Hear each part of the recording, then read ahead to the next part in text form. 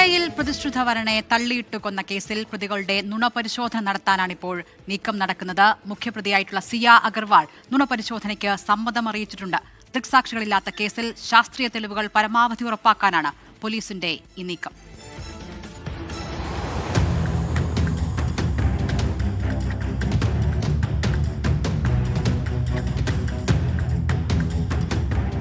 കോടതിയിൽ കേസ് തോറ്റുപോവാതിരിക്കാൻ തെളിവുകളാണ് വേണ്ടത്. ദൃക്സാക്ഷിയോ CCTV ദൃശ്യങ്ങളോ ഇല്ലാത്ത കേസിൽ ശാസ്ത്രീയ തെളിവുകൾ ഉറപ്പാക്കുക പോലീസിന് വെല്ലുവിളിയാണ്. നുണപരിശോധന നടത്താൻ പ്രതികളുടെ സമ്മതം വേണം. സിയ ഗോയൽ അത് നൽകി.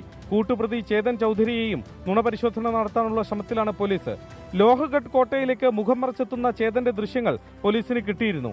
ഇത് പ്രതി തന്നെയെന്ന് തെളിയിക്കാൻ ഫോറൻസിക് ഗേറ്റ് അനാലിസിസും നടത്തിയിരുന്നു. പ്രതികളെ കോട്ടയിലേക്ക് എത്തിച്ചുള്ള തെളിവെടുപ്പ് പൂർത്തിയായി. എങ്ങനെ കൊല നടത്തിയെന്ന് പ്രതികൾ കാണിച്ചു നൽകി. ചേതൻ ചൌധരി സംഭവ സമയം ധരിച്ച വസ്ത്രങ്ങൾ പ്രതിയുടെ വീട്ടിൽ നിന്ന് പോലീസ് കണ്ടെടുക്കുകയും ചെയ്തു. 24 മുംബൈ.